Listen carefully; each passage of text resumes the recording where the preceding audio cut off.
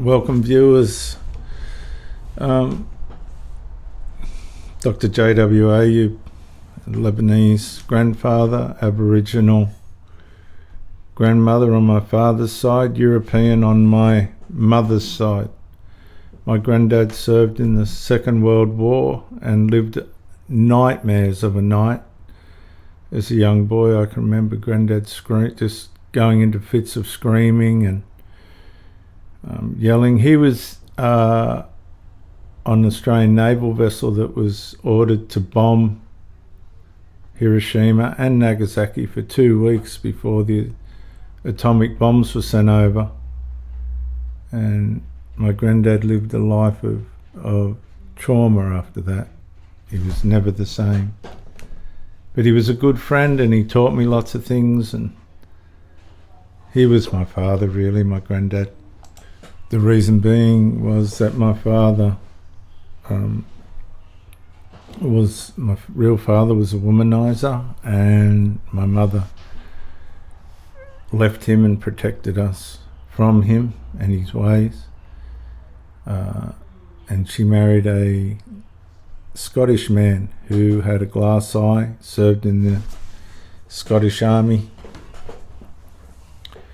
and he raised us until he died. When he died at the age of 51 and I was 21, he drank and smoked himself to death. My mother died at 67 and my father is still alive. He's got nothing to show for himself, and from what I can understand, he just moves from one relative's place to another as for somewhere to stay. That's a little bit of a background on who I am. There's a lot more to it, and I'm not on here to talk about myself, but when I was young, I was born in Auburn Hospital, and I can remember my childhood around Flemington and Strathfield. A lot of my friends were Turkish and Lebanese and Croatian and all different nationalities in that area. So people that weren't specifically Australian, as it were, it wasn't strange to me. It just wasn't strange to me. So people from different nationalities were not uncommon. Chinese, all those ones.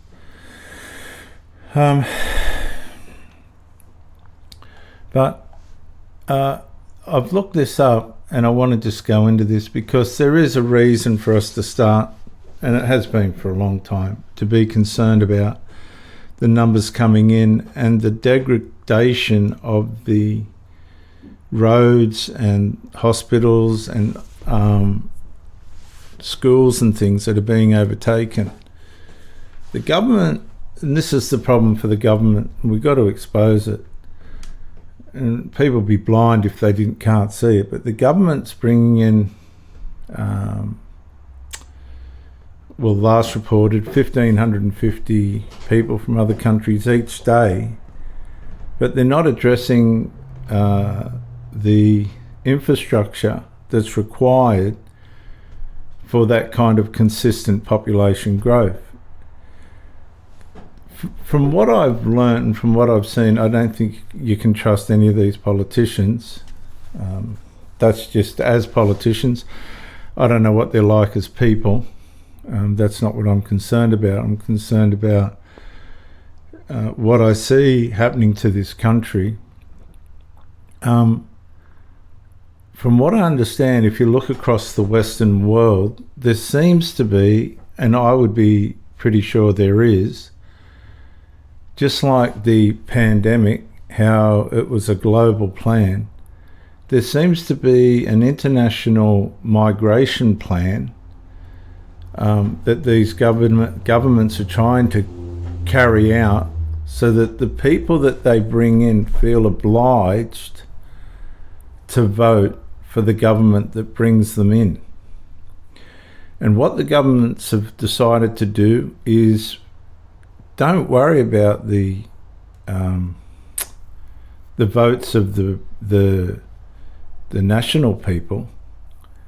Build a base of immigrant votes that's going to be big enough so that be it the small percentage of nationalised votes that you will get will be enough, combined with the immigrant votes, to knock out the opposition in an election. Spain has just nationalised 500,000 immigrants in one pot. So there's some desperation going on in that political party. But this ain't about helping people or helping the country. This is a political agenda that's in play. It's in play before our eyes to keep the party that's in government for as long as it can. Now, the problem that Australia's got now is there's no opposition, there's no party that has any confidence or strong enough opposition to oppose the only way I can describe it, the communist, socialist, activist Labor Party that's in at the moment. If you watch the Senate estimates, which is where the government gets checked on different subjects and things like this, they've failed just about across the board. They haven't even come close to living up to what they've promised. And so what I found sensible, what I thought was fair, was to just give immigration a break just for 12 months to allow the situation to settle in a way so as to be able to work out how far behind the infrastructure across the board is relative to the influx of people, because Australia is only 200 years old. People forget.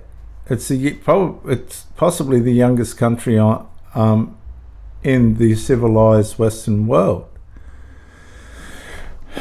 So I asked the question, how many illegal immigrants on average enter Australia annually? And this is what I found. Australia doesn't really publish one clean illegal entries per year figure, mostly because most people who end up illegal don't sneak in.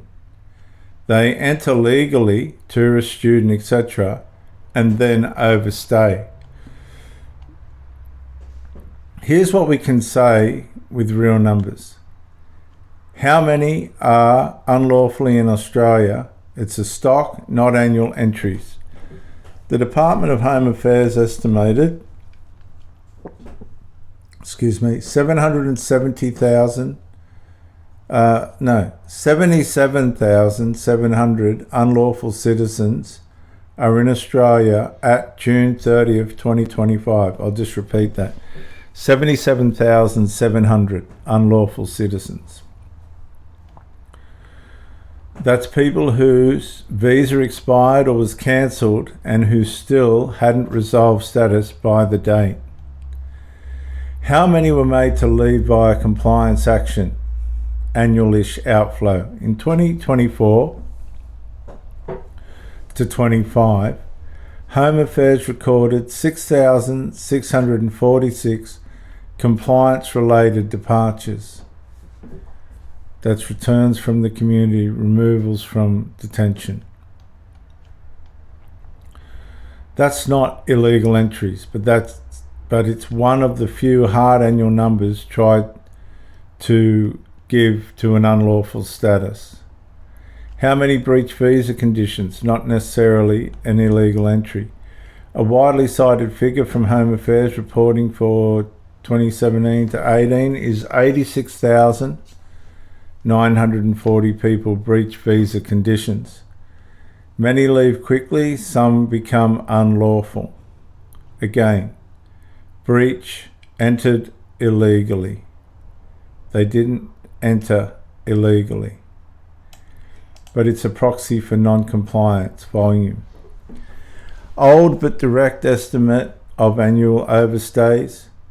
The Australian National Audit Office once noted the department estimated 20,000 people overstay each year. That's from 2004. So treat it as historical context, not gospel for 2026. So if that's 2004, you'd possibly have to triple it. So Australia mostly tracks unlawful status as a pool, not as a yearly illegal entry flow, because overstaying after legal entry is the main pathway. My next question was, how many immigrants enter Australia annually? Number 1, people who move to Australia, migrant arrivals. Latest official ABS figure, financial year 24 to 25, year ending 30th of June 25, estimated 568,000 migrant arrivals. That's over 500,000.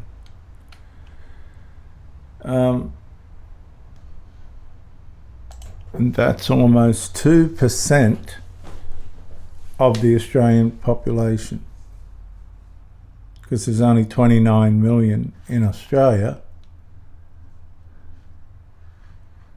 Just let me check that. Yeah, it's almost 2% of the Australian population, which is a lot, isn't it? That includes temporary and permanent movers who meet the ABS migration definition, not tourists. Net increase from migration, not overseas migration, same year, 306,000 overseas migration arrivals minus departures.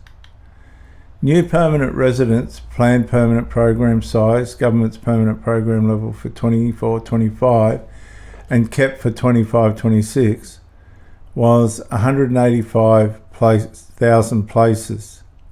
Also worth noting, a lot of permanent grants go to people already in Australia on temporary visas, so permanent places, people physically arriving from overseas that year. If you just want the cleanest how many enter annually number, use 568,000, that's annually, from the Bureau of Statistics, which is almost 2% of the Australian population annually. So is there an issue? They can't even fix the roads at the moment. The M1 from Newcastle or Thornton, Beresfield to Arimba is decimated. It can only be described as dangerous. And we went for a drive, where was it? To Port Macquarie the other week, and that was a little bit better. The road into Sydney, the Hawkesbury Bridge, is dangerous. That's the only way I can describe it.